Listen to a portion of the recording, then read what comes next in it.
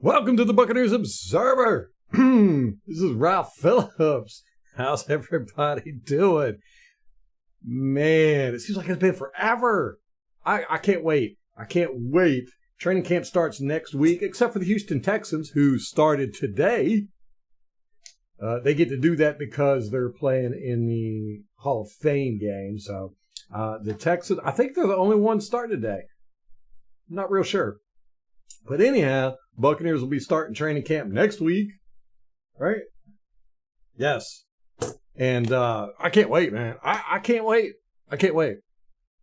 Molly, hey, MK, I got mine too, brother. Joe, what's up? What is up? Rampage is not going to make it tonight. He texted me. He's got family stuff going on, so it's just going to be us, fam. It's just going to be us. We got a lot of news. Well, not a lot, but we got some news. Some of it good, some of it not so good. We'll start off with the not so good. Monte Kiffen, probably the greatest coordinator of all times. Defensive coordinator for the Buccaneers during their Super Bowl run, their first Super Bowl run, passed away July 11th. He was 84. The Buccaneers did a great write-up on him. Scott Smith, the Buccaneers media guy, who knew Monte Kiffen and everything. Great write-up. If you get a chance, go read it. It's at Buccaneers.com. He did a really good job breaking down all of Monte Kiffen. Tom, what's up, buddy? Send money. Wait, you sending money to me, or I'm supposed to send money to you? It's a real shame. I loved Monte Kiffen. He was, I wouldn't say a hero, but especially after he left, you really appreciated how good he was. You know, and one of the things, you get with coordinators a lot, with head coaches and coordinators, is power struggles. I mean, we saw it with Byron Leftwich and Todd Bowles. We've seen it a lot with the Buccaneers, power struggles. Monte Kiffen didn't do that. Monte Kiffen never wanted to be a king. He was always fine being the right-hand man. And he had plenty of opportunities, but he wanted to be a defensive coordinator. You know, as far as I know, he never wanted to be a head coach. And he was just a great asset to the Buccaneers. You know, Tony Dungy did a great job with having him on staff. And between the two of them, man, our defense, I feel sad for people who didn't get to see the 90s, early 2000s Buccaneers defense, because it was fantastic. I'm biased, I know I am, but it's the best defense. I've watched football for over 50 years. They were the best defense I've ever seen. Now, you could argue that the Baltimore defense in the early 2000s was the best. You could say the Steelers from the 70s and 80s were the best. But nah, the Buccaneers defense, one of the reasons, because we never had an offense. I mean, our offense was run the ball, run the ball, run the ball, kick. Pretty much. You could say run the ball, and then pass on third down was pretty much how it was. We never had a quarterback. We never had outstanding wide receivers. Our offense was just kind of a placeholder for our defense. And it was always so exciting when the defense got on the field, because they were playmakers. I mean, they were playmakers. Those guys, it was just exciting. It was exciting to watch defense. You know, and being a defensive guy, that's one of the reasons why I became a Buccaneer fan. You know, I've told the story a million times, but I was a fan of Hardy Nickerson. I was always a player fan. I never had a team up until Hardy Nickerson went to the Buccaneers. And then I was like, I can't be a fan of the Buccaneers. One, I hated their uniform, the orange, hated it. And they were the bottom of the barrel. You know, my whole life growing up, watching football, Buccaneers were the bottom of the barrels. Buccaneers, the Green Bay Packers, Detroit Lions, of course, Cleveland. But I just couldn't root for them. And then they changed their colors, changed their uniform, and I was on board.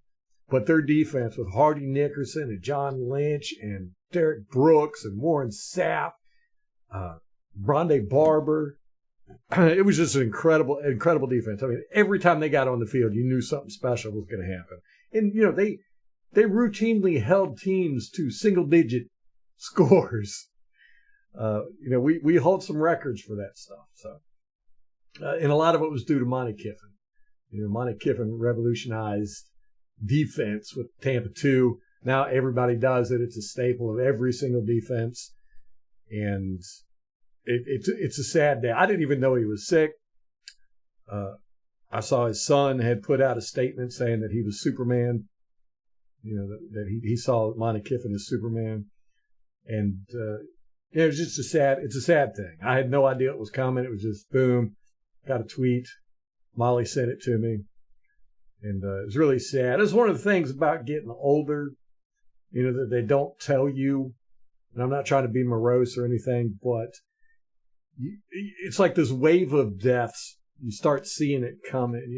It's not only the people in your life and the media figures and stuff like that start passing away, but it's everything in your life. It's like old buildings that you grew up with and neighborhoods change, malls close, cars change, everything changes, and you start seeing the world is not your oyster anymore.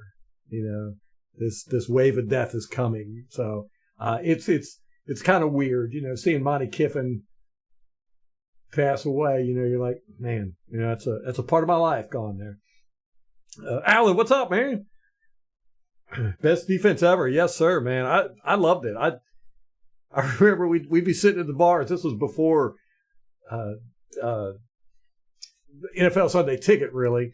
And, you had to go to the bar to watch the games if you live out of state. And everybody would sit there and talk while the Buccaneers offense was on the field. And then when the defense got on the field, everybody got quiet. And they'd be watching because you just knew there was always something great was going to happen. And everybody hated playing us because of our defense. I mean, they were maulers, man, maulers. We had a lot of respect across the league because of those guys.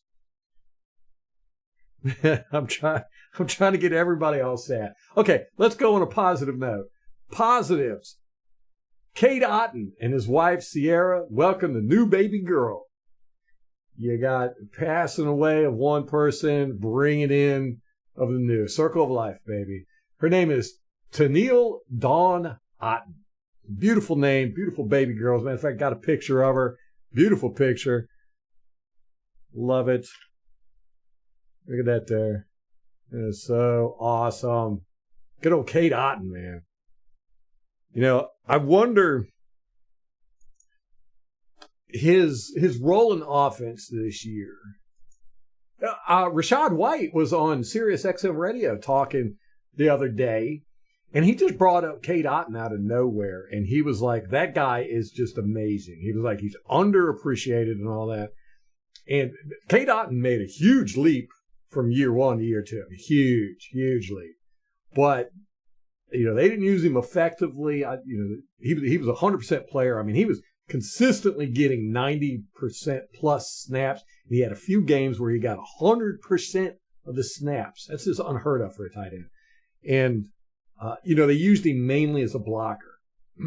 In year one, he was an absolutely atrocious blocker. Year two, he was a pretty good blocker. Besides Gedeke, to me, Gedeke was the most improved. And then Cade Otton is right underneath him, as far as most improved players last year. So I want to welcome Cade Otton, baby girl, Tennille Dawn Otton. Beautiful name. Love it. So, there you go. There's the positive. Everybody can put the drinks down. Or we can drink one foot to the crew. Yes, Dawn was his mom's name.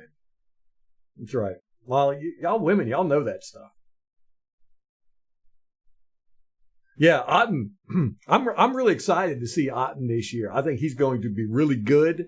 He's got a lot of experience under his belt, a lot of experience. Like I said, he played all 17 games last year, and he played 90% plus snaps in almost every single game. And he had a few where he played 100%. That's a lot of experience, man. A lot of experience. And this year, I guarantee you, our offensive coordinator is not going to use Kate Otten the same way that Canales did. Canales panicked, and he ended up doing some things that I wasn't too happy with. That's one of them. But I think Otten's going to get more route running, more opportunity for some touchdowns. Which reminds me, I was getting ready to say I'm going to try to pick Kate Otten up on fantasy football, but we're doing the Buccaneers Observer Fantasy Football League. So if you want to participate, send me an email at ralph@buccaneersobserver.com or leave a comment somewhere. Just let me know, and I will send you an invite. I have to do a private thing. I'm probably going to have to do at least 2 teams because we've already got one almost filled up, and so we'll probably have 2 teams of 12. So if you want to be in the fantasy football league this year, hit me up, message me, send me an email, something like that. But I'm going to need your email address so I can send you the invite. Matter of fact, I wanted to look. I never did check the poll, or I haven't checked the poll to see what everybody voted on. Let me see. Looks like it's close. ESPN. Looks like it's going to be on ESPN. It's been a while since I played fantasy football on ESPN. Yep, ESPN. I'm going to leave the poll up until next week. So if you want a different one, we got NFL.com, Yahoo, ESPN, CBS Sports, and other. If you have a preference, do it on there. Go to the poll and take your picks. I'm not going to end the poll right now. I'll leave it for a couple more days, at least until I make the league. That's pretty good. Ow, what's going on, brother? We missed you last week. Fantasy football hot pick. Who are you going to pick? Kate Otten? Or are you talking about my hot pick? Kate Otten. And I like our tight end room. I do. I think we've got some hidden gems in there. But besides Cokeef. Cokeef's not the tight end. He's labeled as a tight end. He's a fullback. He's not a tight end. But I like Payne Durham, man. I like him a lot. I think we got some sleepers on our team. Raheem Jarrett, Payne Durham. I think we've got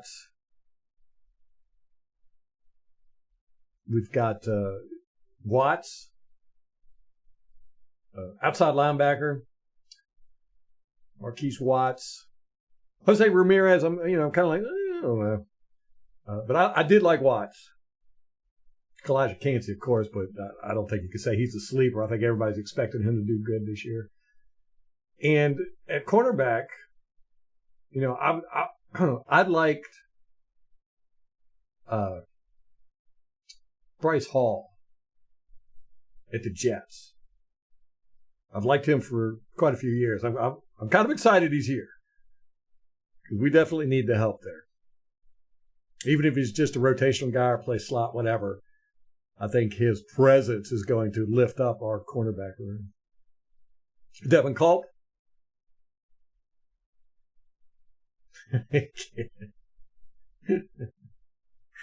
That's hilarious. Can't yell at the TV during the game if I do fantasy.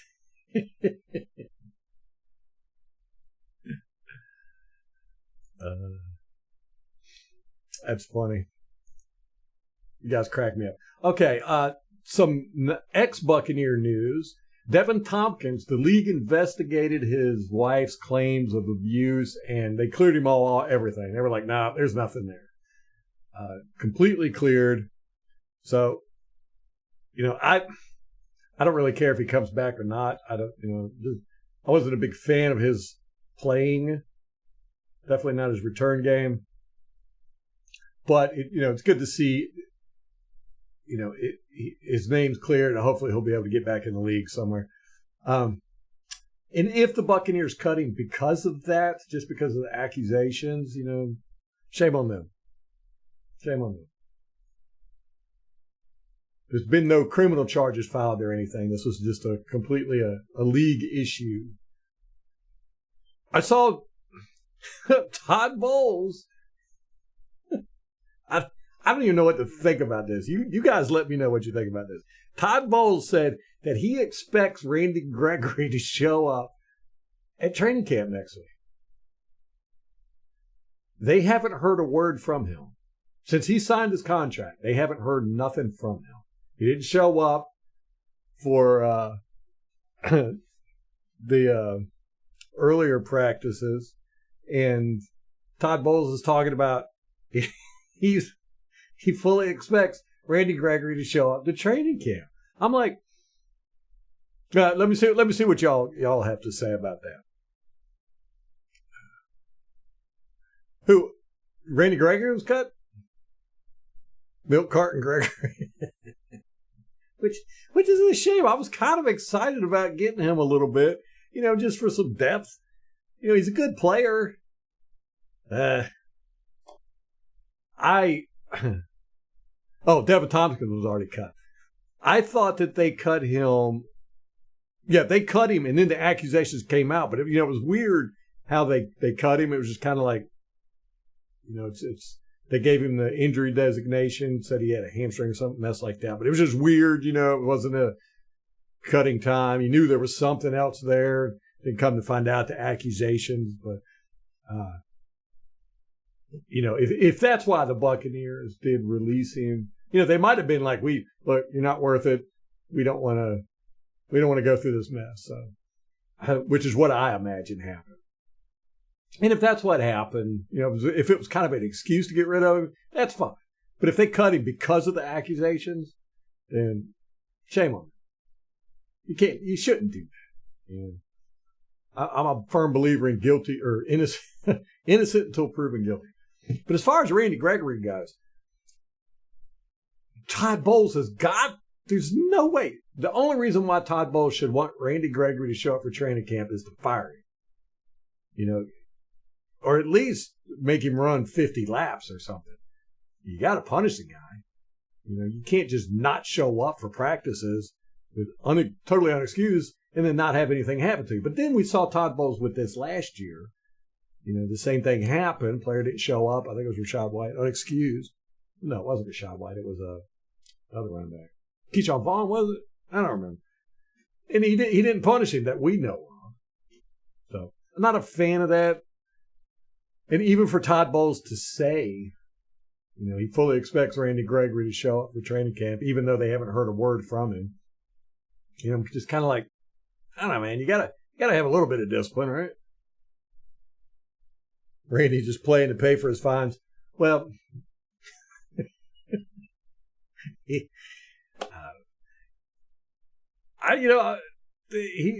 got some good stuff on tape. The little bit that he does play, so.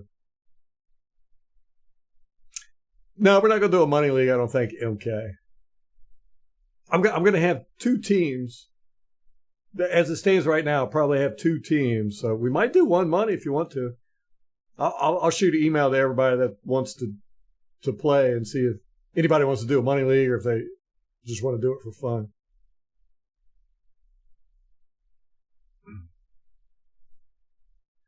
So apparently, I've always said, living in Redskins Nation, I grew up around Redskins fans and all of this. I always said the only qualification to be a Redskins fan is you have to hate the Dallas Cowboys. As a matter of fact, if you hate the Dallas Cowboys, the Redskins Nation will make you an honorary fan, even if you're a fan of some other team. As long as you hate the Dallas Cowboys. It's like that's all the Redskins fan base is just Dallas Cowboy haters, right? I knew so many people in Virginia that were Redskins fans and couldn't even tell you who the head coach was. But they could tell you everything about the Dallas Cowboys and how much they hated them. That's all they would talk about, was how Dallas Cowboys suck. Now the Dallas Cowboys, they don't really think about the Redskins, and I think that makes the Redskins even angrier. Or the commies, the Commanders, their fan base, it makes them even angrier that the Dallas Cowboys don't even pay attention to them. But anyhow, Derek Carr was asked about the rivalries in the NFC South, and apparently the Saints can't stand the Buccaneers. He was like, they hate the Buccaneers. I think he said the Buccaneers and the Falcons, but he really went on about the Buccaneers. And I feel the same way. Of all the teams in the division, I dislike the Saints the most. For a while, it was the Panthers when they had Cam Newton, but here lately, for quite a few years, it's been the Saints. But here, I'm going to quote this. It says, asked how long he was a member of the Saints. We're talking about Derek Carr. Asked how long he was a member of the Saints before he started hating the Buccaneers.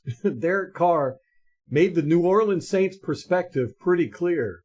He said, quote, it didn't take me long because literally they talk about the Bucs. And I was like, well, what about the Panthers?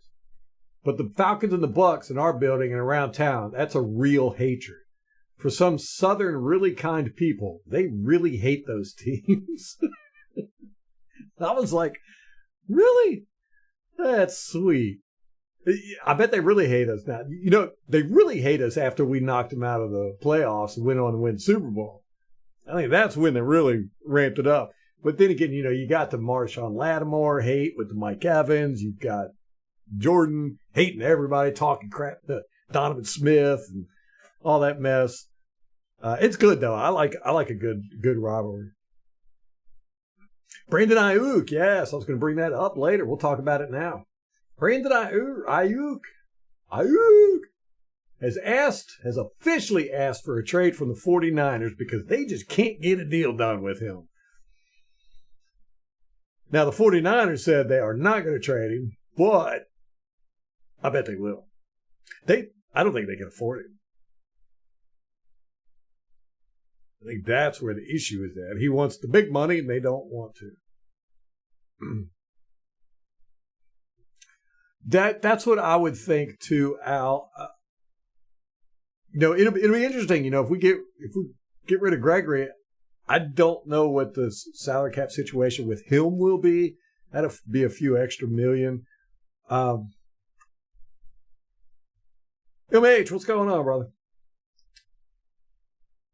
As far as us getting Ayuk, I don't know. We got a full room there. I wouldn't mind it, though. Guy plays all over the field. He's a weapon. Newsflash. We hate the Saints, too. Yeah, those Saints, they whooped us for many, many years. It was so aggravating. They hate us for retiring Drew Brees. That's right. That's right. The Buccaneers have retired a lot of quarterbacks. A lot of quarterbacks. It'd be $1.7 million for Gregory Freed. That would not be enough. I wonder how much is Ayuk asking? Do you know, Al?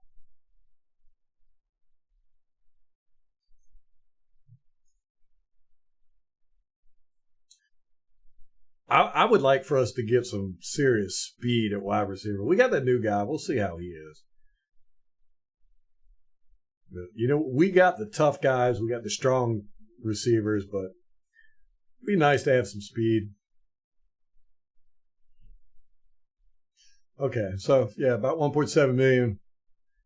Freed with Gregory released $30 million for Ayuk. Ooh, no, we couldn't afford him. Nope.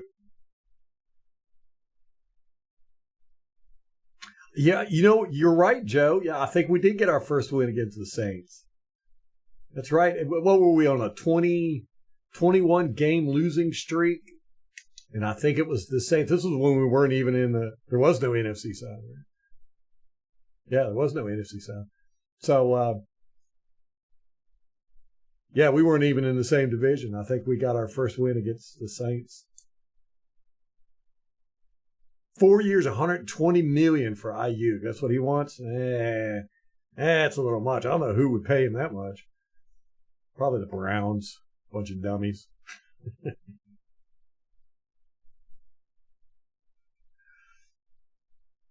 Yeah, so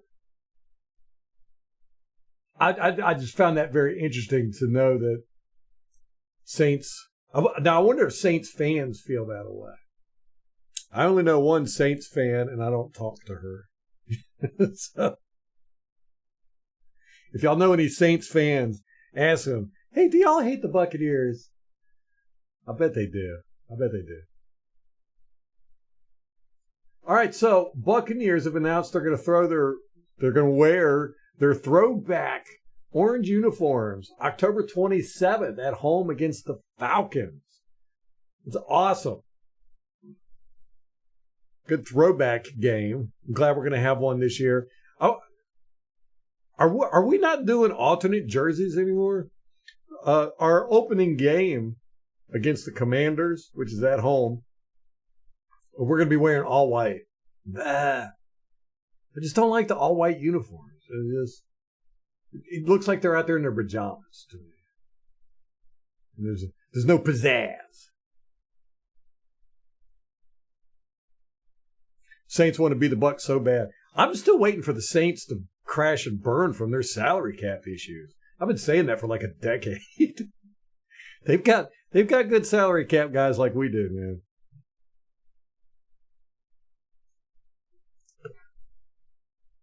So the Bucs are going to wear their throwback uniforms October 27th. I'm not sure what week that is.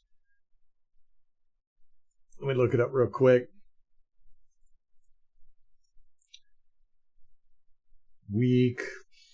What would that be? Week 10? Somewhere in that area?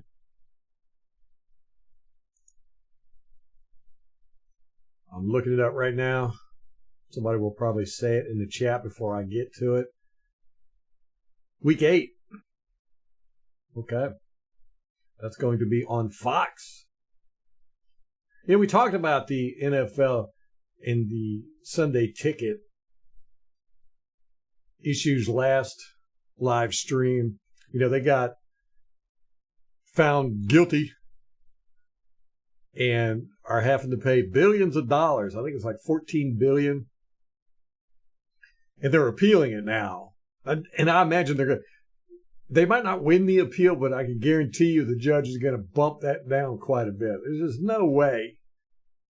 $14 billion, that's just way too much. And again, I haven't looked through all 2,000 pages of the court records, but I just don't get it. I don't get why. I mean, they can set whatever price they want. And, I always thought the Sunday ticket was way too high, but I understood what they were doing. It's a business thing. You sign contracts. These contracts are long. You're trying to make money, blah, blah, blah. Got to be careful with your network broadcasting, and you don't get sued by DirecTV for violating that, So, I don't know. I don't get it. But, you know how it is. Most people can't stand big corporations, so they're going to. That's why it's never good to go with a jury, and that's what the NFL did. I think they tried to have it as a judge. I'm not real sure. I can't remember. But anyhow, they ended up having to do a jury, and juries will always go against corporations. They feel like they're sticking it to the man. It's going to be a big issue though if the NFL does have to pay that $14 billion, and what they're going to spread it around. Each team's going to have to pay like $500 million. Some teams ain't got that money.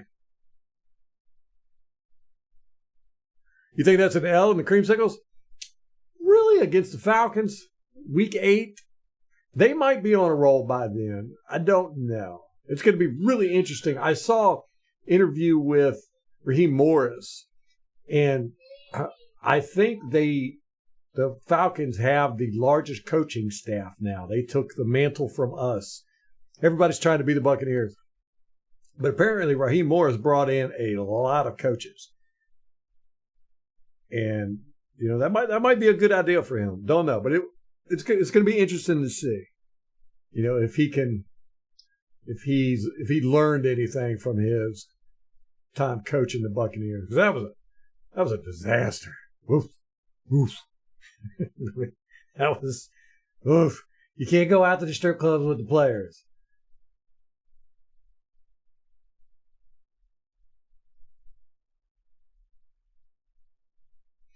Saints hate the Bucs. Yep. Good. Yeah, we got 2 Super Bowls. I was so mad when the Saints won that Super Bowl because I was like, I want to be the only team in the NFC South with the Super Bowl.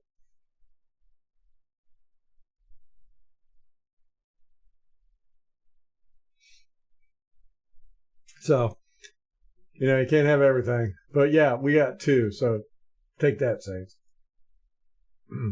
Now, December 8th is the game that me and Molly are going to. We're going with Rampage and Heather. Craig's going to be there. Tom, hopefully you're going to get your tickets. MK, we're partying with you. Joe, if you can make it. Al, we're going all season long. We're going to try and talk you into coming to that game, Al. You can do it, man. But December 8th, the game we're going to, it's against the Raiders. The Bucs are having a red out campaign, which they're going to encourage the fans to wear all red because the Buccaneers are going to be wearing their red jerseys. And it's the first game back at home in 4 games. They have 4 away games before the Raiders game at home. So they're calling it the red out. So kind of messes up. I was going to wear my Pride flag shirt. Now I have to wear all red. I'm going to get a Buccaneers Observer all red shirt, man. I might get one printed up for everybody.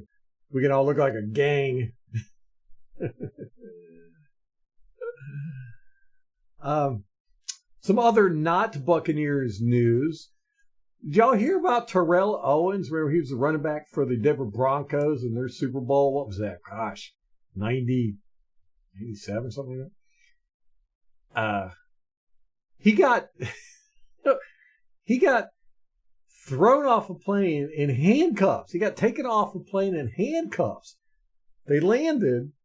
They told everybody to stay on the plane, and 6 officers came on the plane and handcuffed him in front of his wife and kids and took him off the plane because the male flight attendant said that Terrell Owens hit him.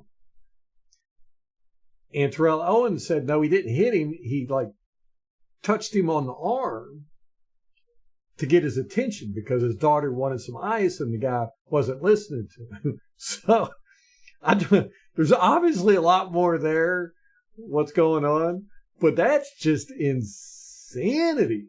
I mean, could you imagine being on a plane? You ask the guy for, hey, can I get some ice? And apparently the guy turned around and he said to Terrell, he was like, he said, don't hit me or something like that. And Davis was like, what? And then didn't think much about it. He was like, hey, can I get some ice from a kid? But could you imagine you tap somebody on the arm to get their attention. Next thing you know, you're getting put in handcuffs and taken off a plane in front of your family. Anyhow, the airline ended up firing that flight attendant. So, did I say Terrell Owens? I meant Terrell Davis. Anytime I think of Terrell, I think of Terrell Owens. Gosh, he was such a big thing in football for so long. Terrell Owens, man. He played for the 49ers, the Cowboys, the Eagles. And this is when all 3 of those teams were high flying. And man, he was in the news all the time. Y'all remember when the reporter showed up at his house and he came out with no shirt on? He was wearing spandex shorts and he started doing push-ups. It's Terrell Owens we're talking about. So anytime I say Terrell, Owens just naturally follows. Yeah. Yeah, Terrell Davis is going to be $50K richer. Yeah, they're going to give him probably flying for life or something like that. Give him a million mile discount or something. Get your popcorn. Talk about Terrell Owens, man. He was entertaining. He was entertaining. Who else did he play for? Was that it? Was it the 49ers, the Eagles, and the... Didn't he play for the Ravens at one point? Real brief. Let me look that up. I'm sure somebody will answer before I get to it. That was back when the league had characters, man. All over the place. His middle name is El Dorado. I had no idea. Terrell El Dorado Owens, also known as T.O. Oh, he played for Buffalo and Cincinnati. I remember that. That was the end of his career. Man, he played for a long time. He played from 1996 to 2010. It was 15 years. Wow. I didn't realize he played until 2010. Man. I didn't realize he played with San Francisco for so long. What was that? 1, 2, 3, 4, 5, 6, 7, 8? He was with San Francisco for 8 years. He was with Philadelphia for 2 years after that, and then with Dallas for 3 years. Then did a stint with Buffalo, played all 16 games, started all 16 games, and then went to Cincinnati in 2010, played in 14 games, started in 11. Still had 9 touchdowns. Wow. He had 16 touchdowns in 2001 in 16 games. Man, his fantasy football was blowing up. Yeah, he was a beast. No doubt about that. He had the performance to back up his mouth. That's why so many people disliked him.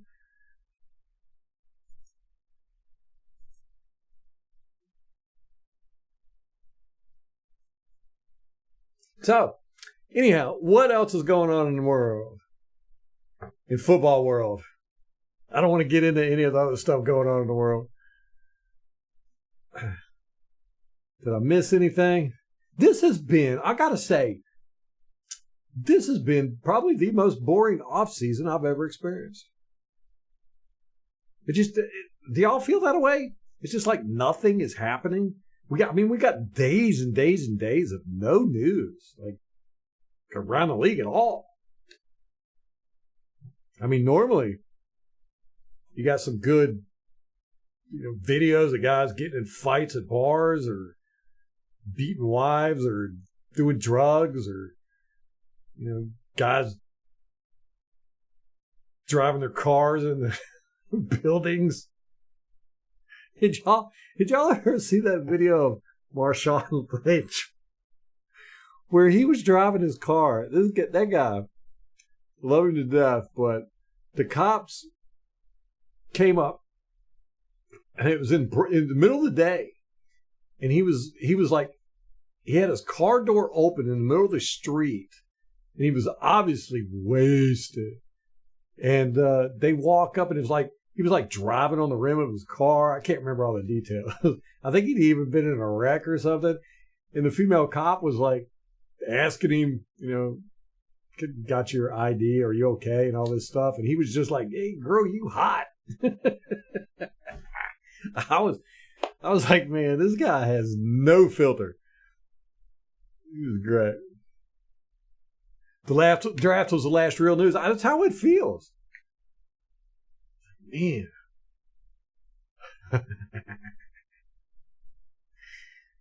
Yeah. People are coming down on Prescott this year. I've heard a lot of Dallas fans grousing about him. I got a good friend of mine. He's a Dallas fan. He's like, I'm ready to get rid of Dak. He's just not good enough. We pay him too much. Blah, blah, blah. Boring offseason, right? Thank you, Joe. I'm glad it's not just me. I mean, I'm reading articles and listening to podcasts, and I'll just be like, what is this all y'all have to talk about? I feel bad for these guys that got to write articles. They're coming. A lot of it is speculation stuff, predictions and prognostication. I saw one. It might have been Pewter Report or something, but they were like, "This is how the Buccaneers can win the Super Bowl this year." I was like, man, y'all are dying for content. Dying. I know. Camp next week. That's what everything's going to gear up, man. Everything's going to gear up. Who's doing Hard Knocks this year? Is it the Giants? Who's going to be on Hard Knocks? I think we talked about this, and I can't remember. And that starts, July?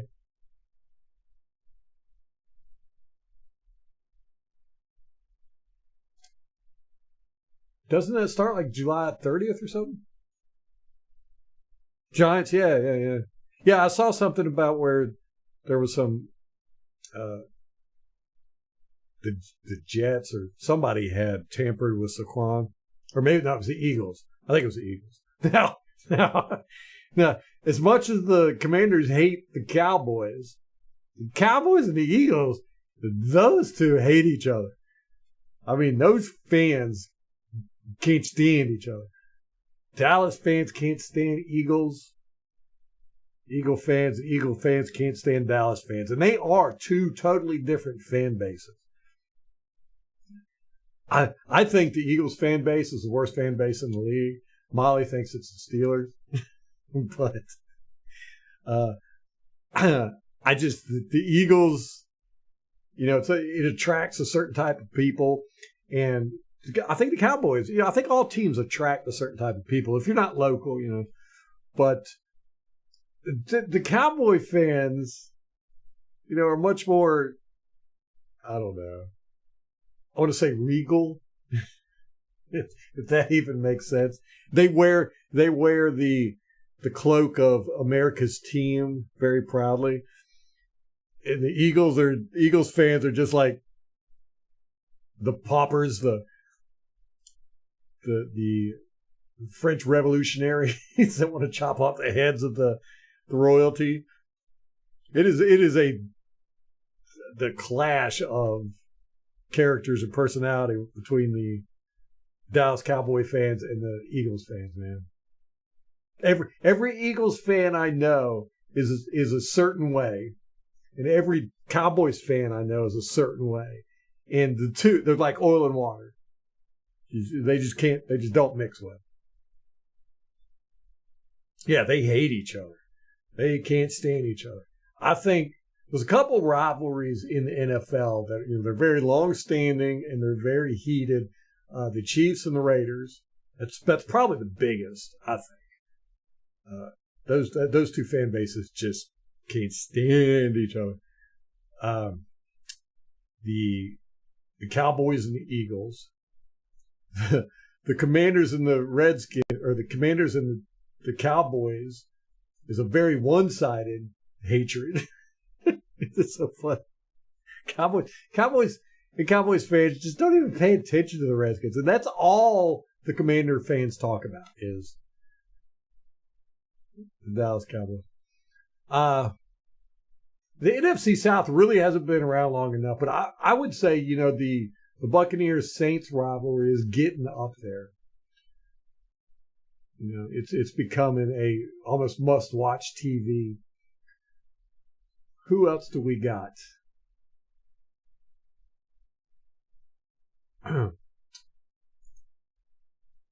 Who would y'all say is the biggest rivalry?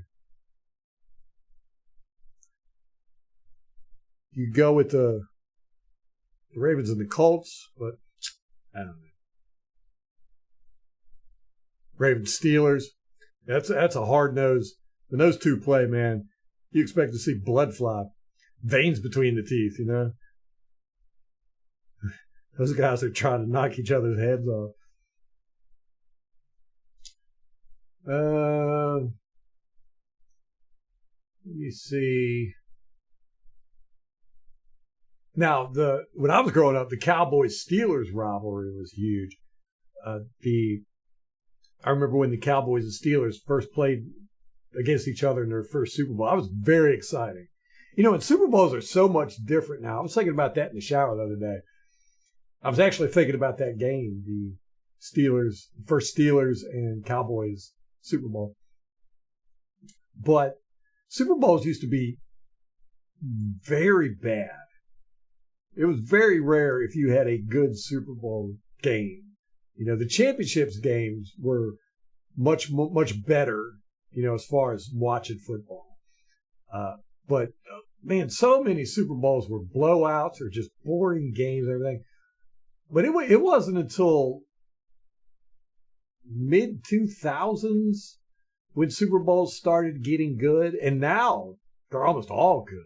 I remember the Steelers-Cardinals Super Bowl. I was blown away. I was like, that is one of the best games I've ever seen, let alone Super Bowl.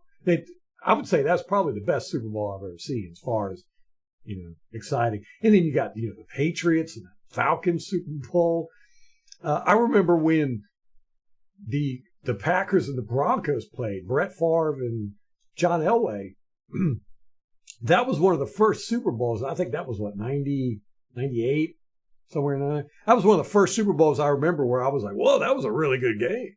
And before then, Super Bowls were usually not very good games. And that's how it was with the Pittsburgh Steelers and Dallas Cowboys. I remember being so amped up for that first Super Bowl between those two. And the second Super Bowl was even more boring with the Steelers and the Cowboys. But yeah, it just turned out to be a bad game. Giants Eagles. I think everybody just hates the Eagles. I think you could say the Eagles and every other team is a good rivalry. Gosh. There's so many new teams, it's like the Texans and Jaguars and the Titans, they just haven't been around long enough to build up rivalries. Let me see. Yeah, I think those are the best rivalries. Cowboys, the Eagles, the Chiefs, Raiders, and the Buccaneers Saints, I think is building into a league must-watch rivalry. Packers, Bears is pretty good too. But then again, that whole division, they all hate each other. Lions, Packers, Bears, and Vikings.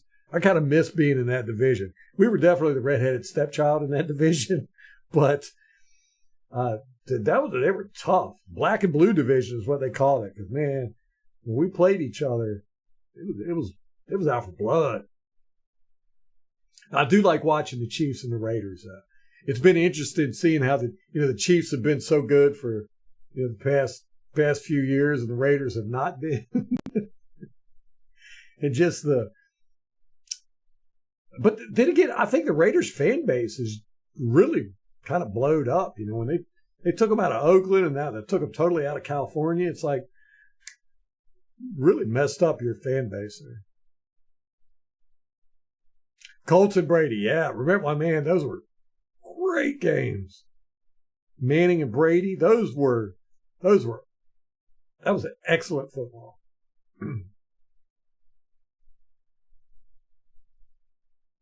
Yeah, everybody hated Brady.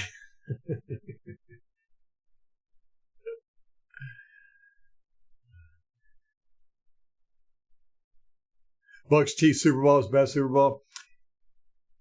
It was very boring for people that were not Buccaneer fans. Me and Molly ended up watching it with a friend of ours who was not a fan of the Buccaneers or the Chiefs, and he enjoyed watching us more than he did the game because we were a little tipsy, but we were very, very excited to say the least. We ended up shutting the bar down.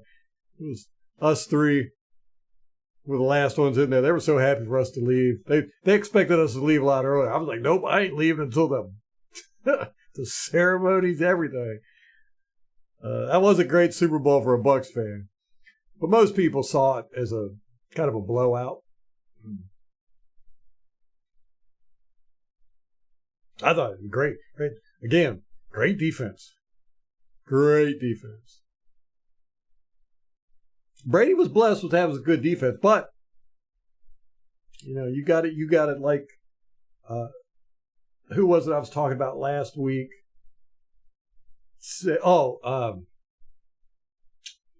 Gosh, who was it? He said that when they found out, Golston.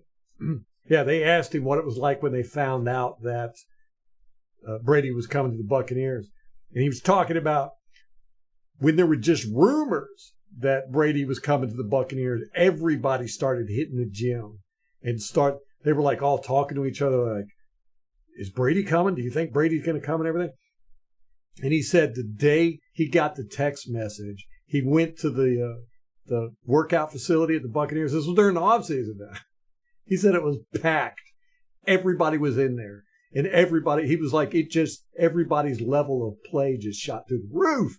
Just knowing that Brady was coming. He was like, everybody was so amped up, but nervous too, because, you don't want to disappoint the GOAT. So, I think just the presence of Brady makes defenses better. You don't want Brady coming over and going, man, y'all suck.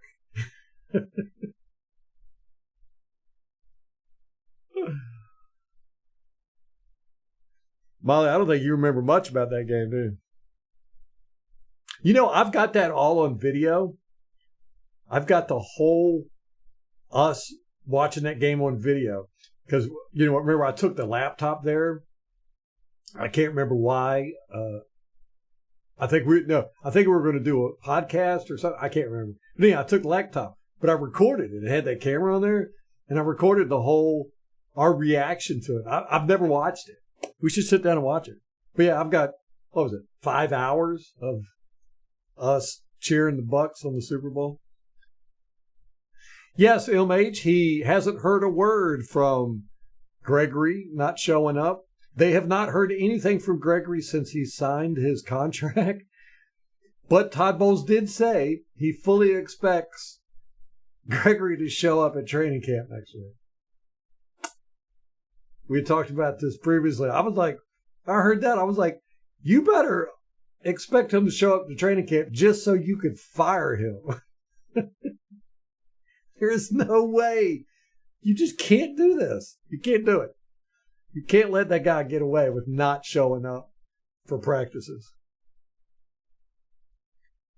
The Steelers cheated the Cowboys. Yeah, Tom, let me see, the first Super Bowl, I was a Cowboys fan. Not really a Cowboys. I never had was never a fan of a team per se. There was the Cowboys, Steelers, and Dolphins. I had jerseys and jackets of all three of them, but I was always a player fan, and I really liked Roger Staubach, and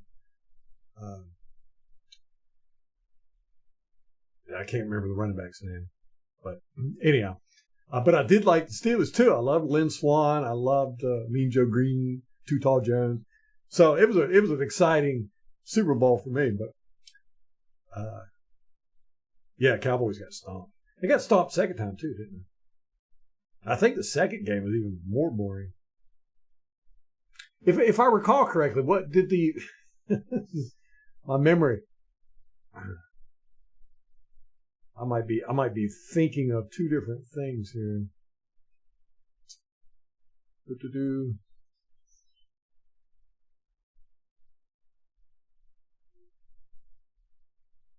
See if I can find Super Bowl.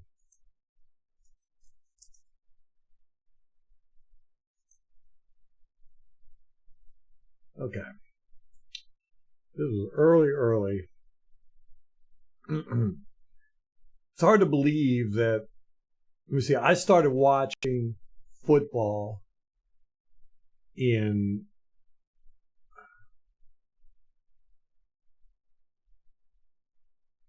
about 1971 or 72. It's hard to believe that the Super Bowl had only been around for 4 or 5 years at that time. I think I've watched every single Super Bowl since. Okay, yeah, 1976, Pittsburgh Steelers, Dallas Cowboys. Score was 21-17. I don't remember it being that close. And then, you see, then they played again without all those guys. Oh, yeah. 1996 in Tempe, Arizona. Cowboys beat the Steelers that time, 27-17. Yeah. Okay, so it was 1998 when the Broncos and the Packers played. That was one of the first games, first Super Bowls. I was like, that was really good. Gosh, there were so many bad games in the Super Bowl. Like I said, the NFC and AFC championships were normally where you got the good games.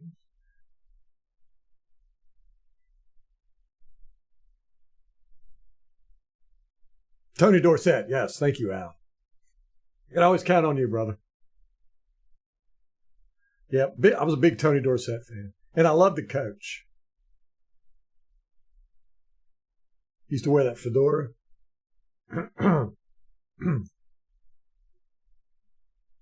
But I was a big Roger Staubach fan.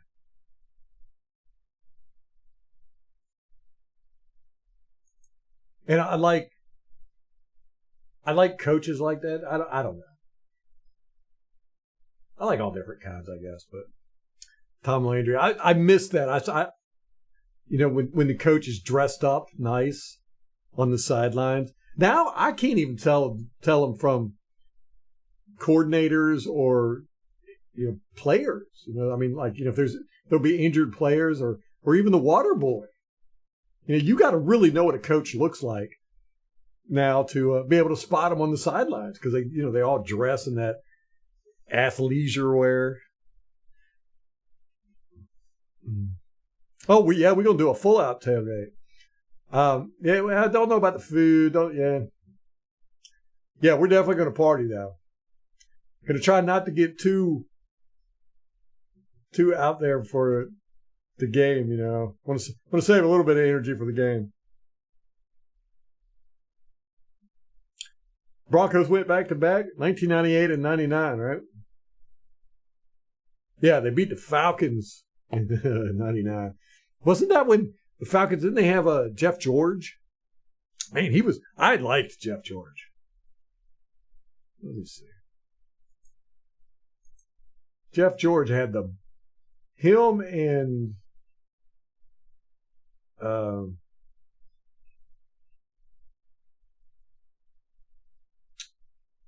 Michael Vick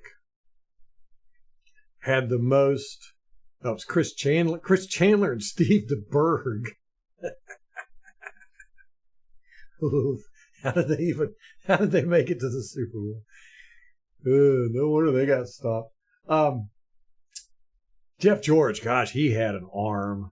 I mean, he just threw it effortlessly. He could throw it effortlessly, 60 yards, 70 yards down the field. It didn't even look like he was trying. That's the same way Michael Vick was. I used to watch him in high school.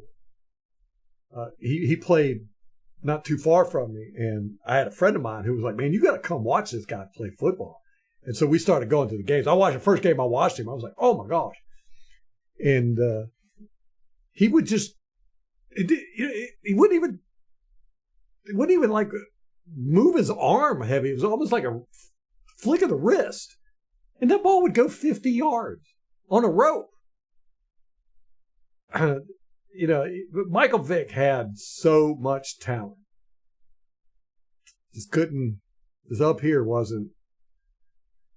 You hate to see it. Waste.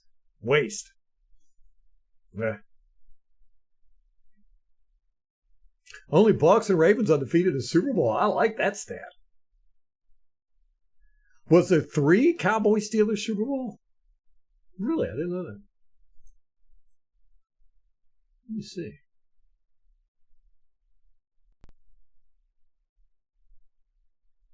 me see.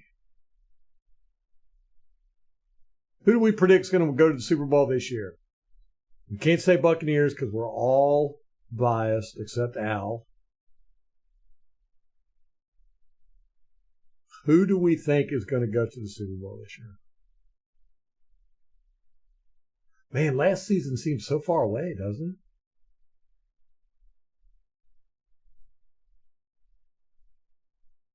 I don't see another. What was the...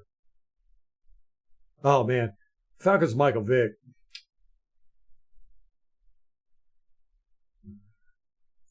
It was unworldly. But Buccaneers always did a good job keeping him contained, man.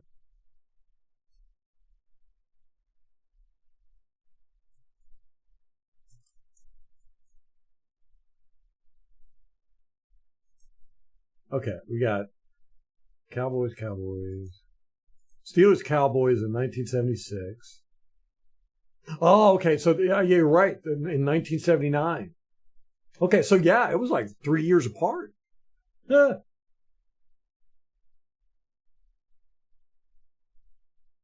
Steelers won the first one in 1976, 21-17. And then they won the second one, 35-31. That's a high score, especially for back then. 1979? Great. Terry Bradshaw was Staubach still the quarterback? Yes. And Danny White. Gosh, man, I remember when Danny White took over the Cowboys. What a disaster. He was so bad. Or not really just so bad, but after Roger Staubach going to Danny White, it was like, what the world? You still think the Chiefs are going to get it this year? I don't know. I don't think so. I think that the Chiefs might have run their course. But of course, I'm biased too because I realized last year that I can't stand the Chiefs. But with all the celebrityism that I see them doing, especially Travis Kelce with the Taylor Swift stuff, it's a distraction. We'll see, though. We'll see.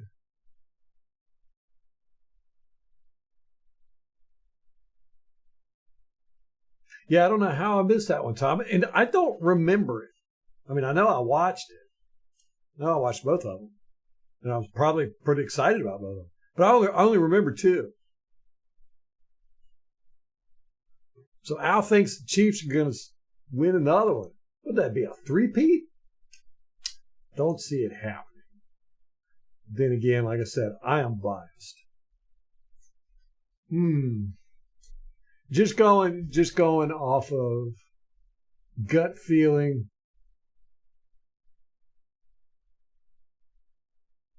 Man, there's a lot of teams I could pick. The 49ers. Don't think the Lions are just ready yet. They keep trotting though. They'll be there in a couple years.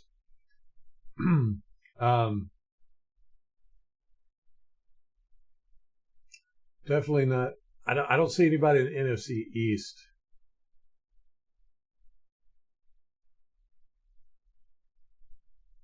I don't think the Eagles will.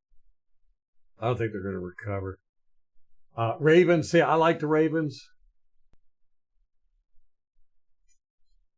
Steelers. You can't ever count them out. But I'm not going to say Steelers. Chiefs, of course. Texans. I think they're a few more years. They'll be contenders. Bills, man, are they done? Did they shoot their wad? Laid spent on the battlefield now? Sure does seem that way. Dolphins, I don't know if they'll ever get over the hump. So yeah, really, I would say Ravens, Chiefs,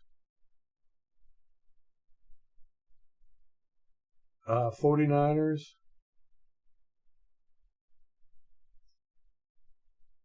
Maybe the Lions, possible. But of course, Buccaneers are going to win the Super Bowl. Chiefs 49ers again? Good grief. Dolphins Lions Super Bowl. No. I can see that. I just can't see the Chiefs doing it again. For one, three-peating is like really hard.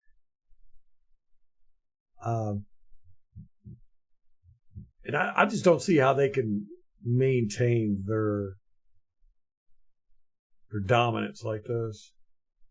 That might be wishful thinking on my part, though.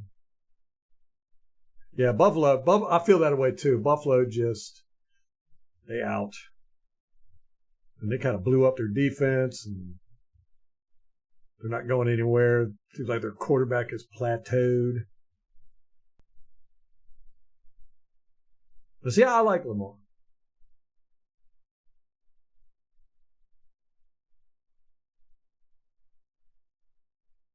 Yeah, I don't think the Texans are ready yet. We'll see if they can start getting a little consistent, get some veterans, or get some of their younger guys more experience. They could be dangerous in a few years. But who do we think is going to be, like, if you had to pick a dark horse, somebody that nobody expects? Who do we think? Oh, what did I see where the Bears signed their quarterback? I thought they were done with him. Dark horse. I mean, you could say a bunch of teams, but I mean, like, let's do a legitimate dark horse where we think they could possibly do it. Bears, no way. Giants, no way. Commanders, definitely not. Panthers, definitely not.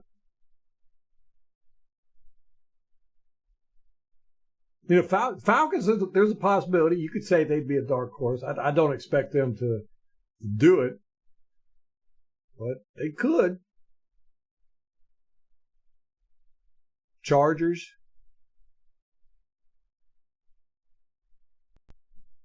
Man. What about the Broncos?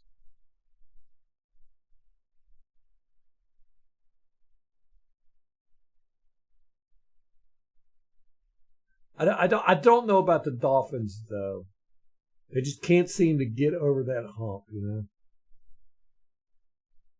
When they come out firing on all cylinders, and you just kind of, when they get in a rut, they just can't seem to get out of it. Jets. What if Aaron Rodgers comes back and just lights it up? It could happen. That's more than a possibility. That would be my dark horse pick, the Jets. Jacksonville, yeah, don't, man. I can't believe they paid that dude as much money as they did. Oh, I like Jacksonville. I don't think that they're championship worthy. I think we talked about it last live stream, though. Trevor Lawrence getting paid. Gosh, I broke it down. Let me see. Let me get my notes. He got a $275 million contract. It's just insane. $200 million guaranteed, and he got $142 million at signing. It's a 5-year deal. What's that like? Is that 50 or 60 million a year? Oh, I don't get it. What are these teams doing with these? With these quarterbacks? I mean, I understand that you got to have a good quarterback, so you're going to pay them. But man, this stuff's ridiculous.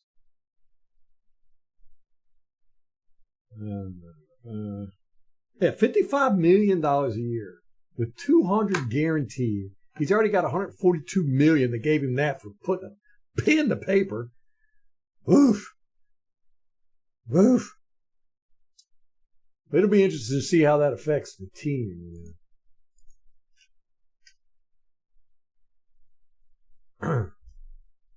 I think it might cause division. Does seem like. You need Rodgers to go 5 plays? 55 million, Yeah, the Colts quarterback coming back this year. Still, I don't think they have what they need. I was really surprised when Matt Ryan went there. I thought they were going to be contenders. It just turned out to be a disaster. Minshew did pretty good last year, but I think the Colts are lacking in a lot of areas. So, Titans, they're going to be a whole different team this year. So, can't say a word about them. I don't know what they're going to be doing. Be stunned if the Browns get it together. And that team ownership, man, they can't not shoot themselves in the foot. I think it's a curse. So yeah, my dark horse team would be the Jets. That's who I'd go with.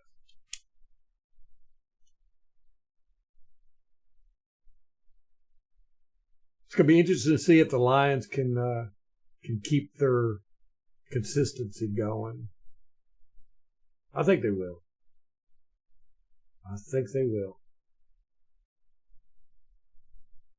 Packers, I'm not a big fan of Jordan Love.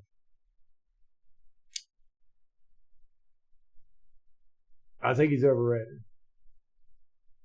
I've been wrong before. What was it I read about the Bears today? Or I saw that headline about them signing. No, Caleb Williams. Yeah, they signed rookie contract.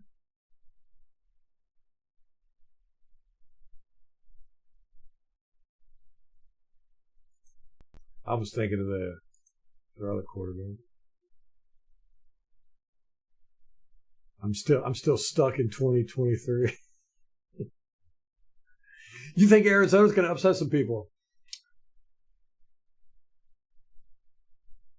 Also, that's not really a dark horse. Yeah. Jets. Yeah, you're probably right.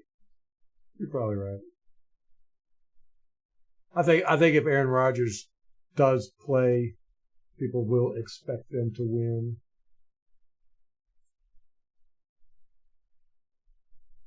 So if we had to, okay, let's go really, really dark horse.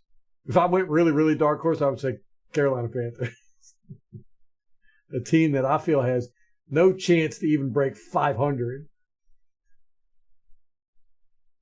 What do you think about the Cardinals, MH? Yeah, CJ Stroud was good last year. Very, very, very. I got a good head on his shoulders, man. I liked him. I was impressed with him.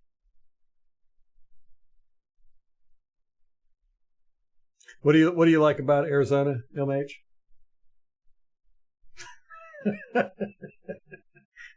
Okay, said the only people Arizona is upsetting is their fan base. Do they have a fan base? Legitimately, I want to know. I have never seen an Arizona Cardinals fan in the wild. Have y'all? Have y'all ever met one or seen one? I have never seen one. And I can honestly say that because if I did see one, I would meet them. I would go up to them and be like, "Hey, you are the first Arizona Cardinal fan I've ever seen in real life." Carolina's a dead horse, not a dark horse. And I'm going to have fun beating that dead horse all year long.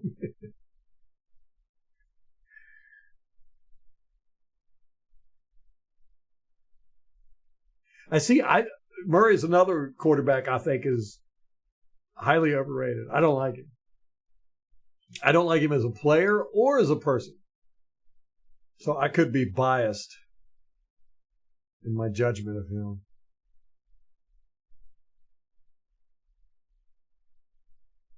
Who do they got?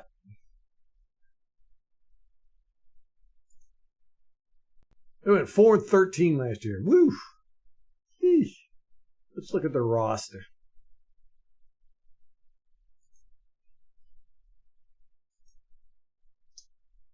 Arizona Cardinals. Cardinals. Marvin Harrison Jr. Oh, yeah, I forgot about that. Oh, yeah, you might be right. Forgot about that. Oh, they got Zay Jones, too. Ooh, they got some weapons. Huh.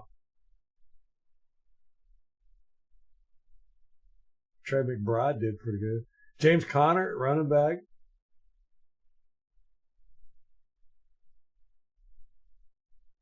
Running backs, man. What a position that has gone completely in the dirt.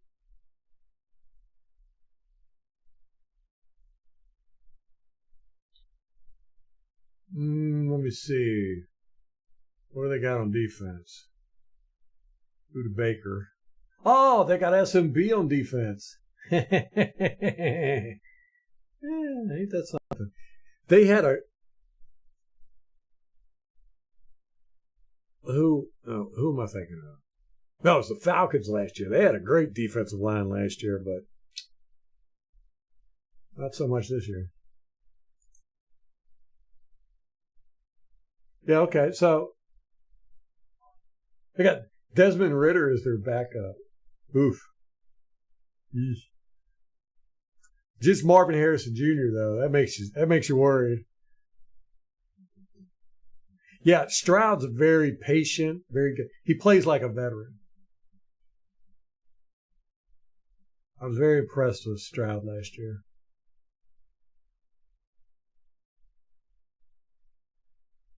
Yeah. He saw the field well and made good decisions.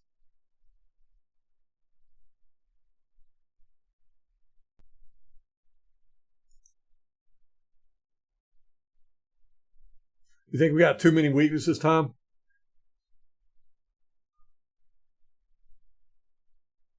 Guards are weak. Pass rush is weak. Cornerbacks are questionable. Coaching staff is also questionable. I agree with you there. Guards, we're going to have to wait and find out, I think. It all depends. All depends on what they do. I'm still not convinced that they're going to start Cody Mock. You know, we got a new offensive coaching staff in there. They're not beholden to keeping Cody Mock as the starter. I think it's going to all depend on training camp. You know, they're going to start him in training camp and see. I would think, and if he slips up, I bet they're going to be like, nope, we're going to let you sit for a while, buddy.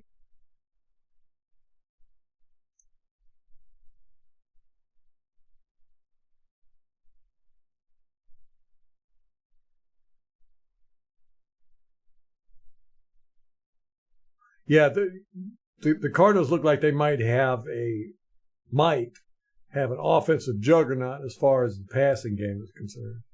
We'll see.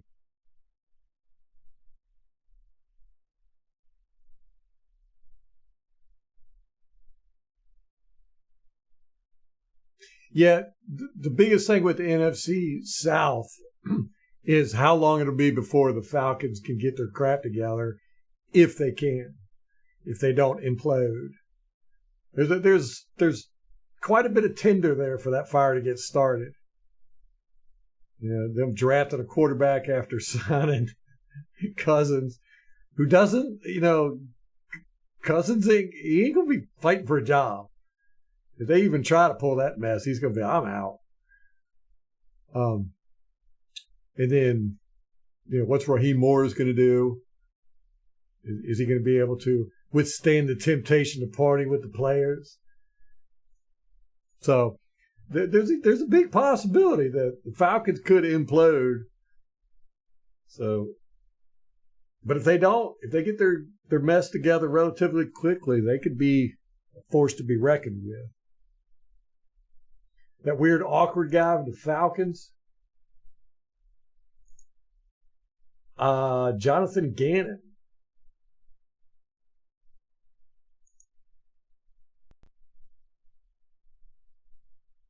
I don't know if he's the weird, awkward guy you were talking about, but he is kind of weird and awkward looking. Here's a picture of him.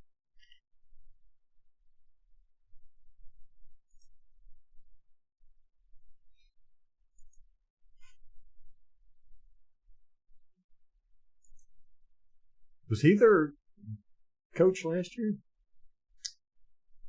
Let me see. They're all so young now, man. That's another thing. Coaches nowadays are just all so young. I like the older coaches.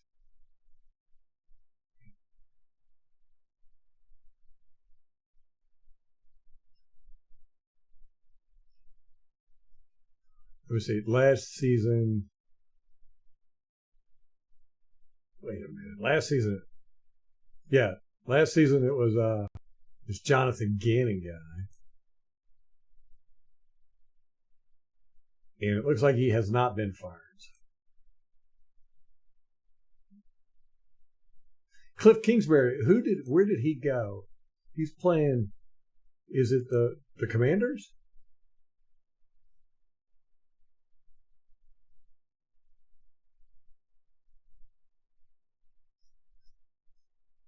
Somebody. It upset me, I remember that. Yes, he's playing with the Commanders. I like Cliff Kingsbury, man, as an offensive coordinator.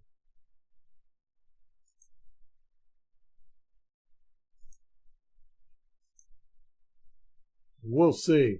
We get to play them week 1. That should be a win, though.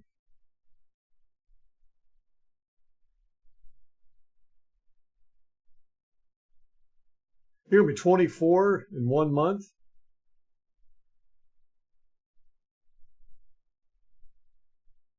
Young. Got your whole life ahead of you, MK.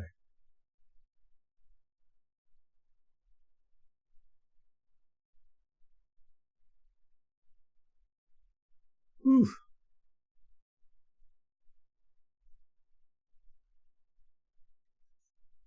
So again, like I was saying earlier, we're going to do the Fantasy Football League. It looks like ESPN is the league of choice for everybody. So I've got some of you guys have already got your information, so you're automatically in. But if I don't have your email address and you want to play the Fantasy Football League this year, shoot me an email at ralph@buccaneersobserver.com. Or any other way you can think of to get me your email address and let me know, and I'll put you in the queue. As it stands right now, we have one team almost filled up, and if we fill that one up and we still have people that want to play, we'll go ahead and do 2 teams. I'm leaving the poll open, though. It does look like ESPN has got it. But I'm going to leave it open for a couple more days just to make sure. So if you want another platform, go vote. And we're going to start our league. We got to come up with a league name, too. Or team names. League name. You come up with your own team names. I got to come up with a league name. All right, I got to go eat dinner, guys. And I appreciate y'all hanging out with me. Good news, bad news. You know, Monte Kiffen passing away, bad news. Kate Otten having their baby, good news. Really just kind of boring. But next week, training camp starts. Thank you. And we're going to start having news, man. We're going to start having stuff to talk about back to back. So hopefully, we can start doing live streams more than once a week or once every other week or whatever we've been doing. Because there will be stuff to talk about. But I'm out of here, guys. I appreciate y'all hanging out. Appreciate you guys. Just straight up appreciate you. And till next time, go Bucs.